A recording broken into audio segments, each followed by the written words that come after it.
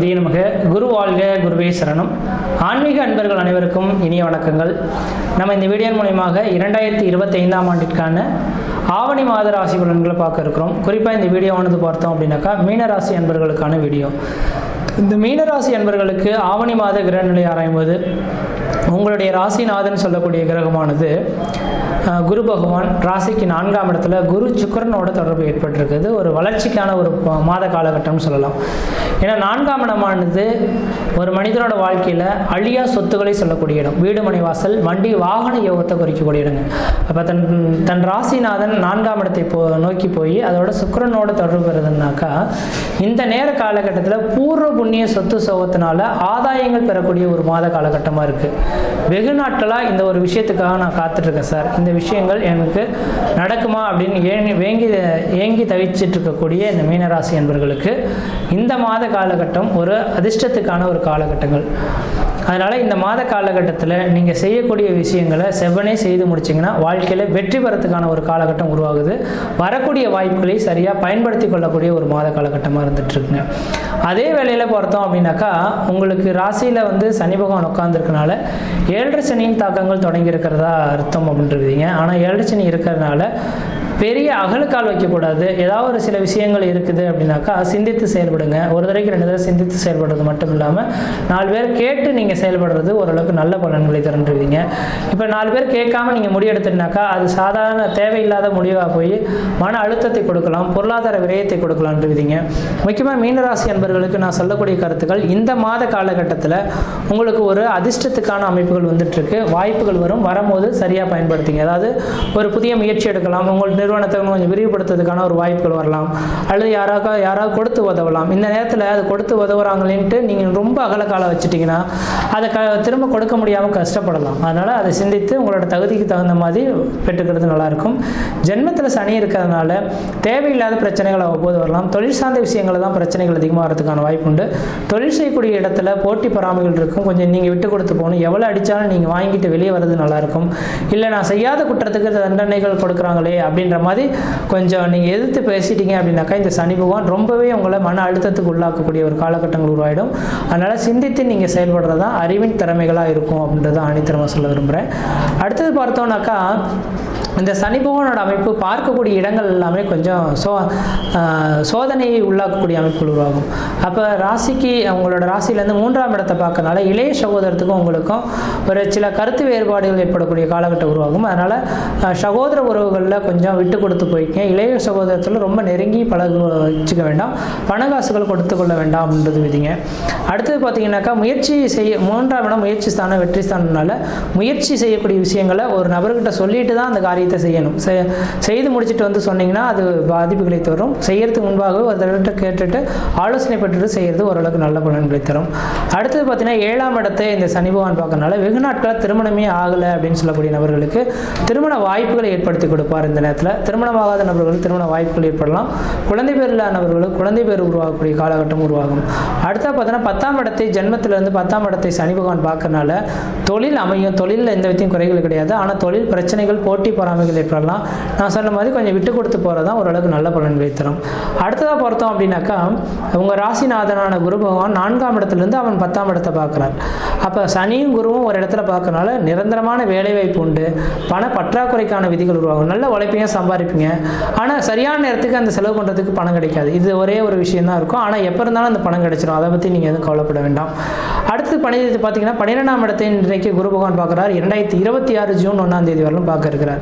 அப்போ 2026 ஜூன் 1ஆம் தேதி வரும் 12ஆம் இடத்தை குரு பார்க்கறனால ஒருவேளை மீனராசி என்பவர்கள்லாம் ஊரை விட்டு வெளிநாடு போய் வசிக்கணும்னு நீங்கள் ஆசைப்படுறீங்கன்னா யோசிக்காமல் இந்த நேரத்தில் முயற்சி எடுத்து வெளிநாடு போங்க.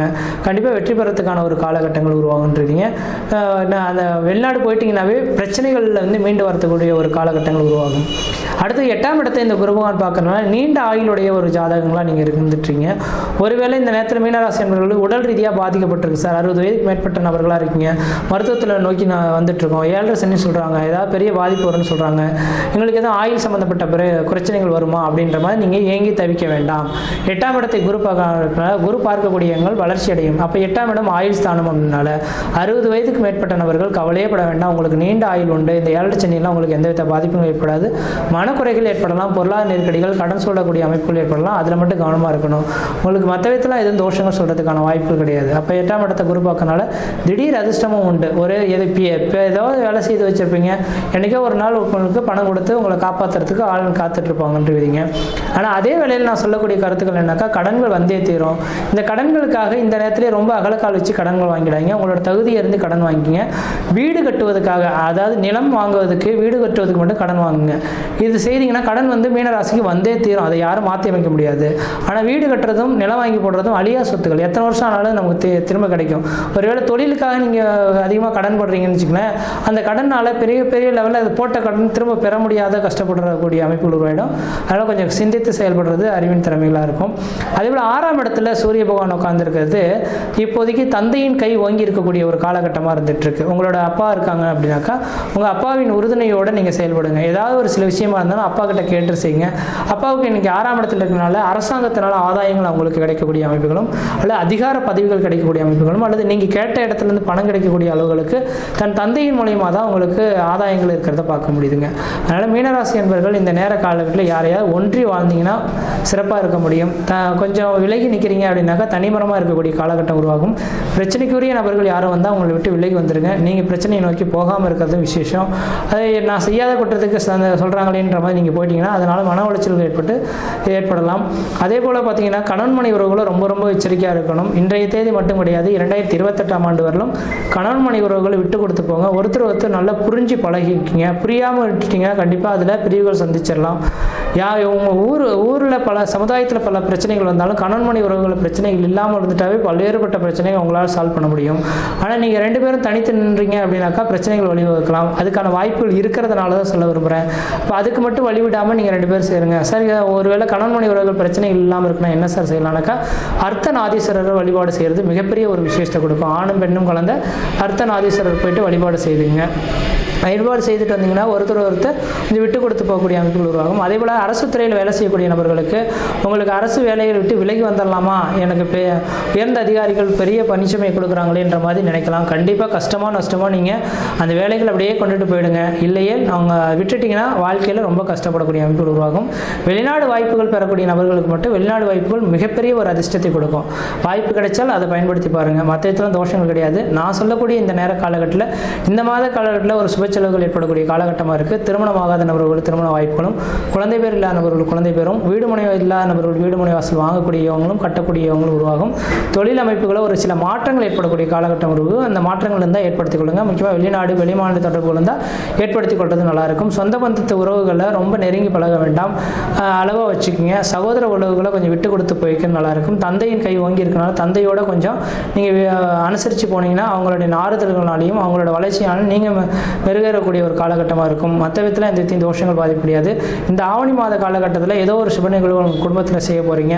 இந்த குடும்பத்தில் செய்யக்கூடிய சுப நிகழ்வுகளுக்கு தடைகள் இல்லாமல் இருக்கணும் அப்படின்னு நினச்சிங்கனாக்கா இந்த மாதத்தில் வரக்கூடிய பிரதோஷ காலகட்டத்தில் நந்தி பகவானுக்கு 1 லிட்டர் பாலும் 1 முழம் முல்லைப்பூ வாங்கி கொடுத்து அர்ச்சனை செய்வதன் மூலமாக இந்த மாதத்தில் நடக்கக்கூடிய நிகழ்வுகள் தடை இல்லாமல் நடக்கிறத பலன்களை பார்க்க முடியுன்றீங்க. மற்ற விதத்தில் தோஷங்கள் பாதிக்க முடியாது. சீரும் சிறப்பாக இருப்பீங்க, நலமாக இருப்பீங்க. நன்றி, வணக்கம்.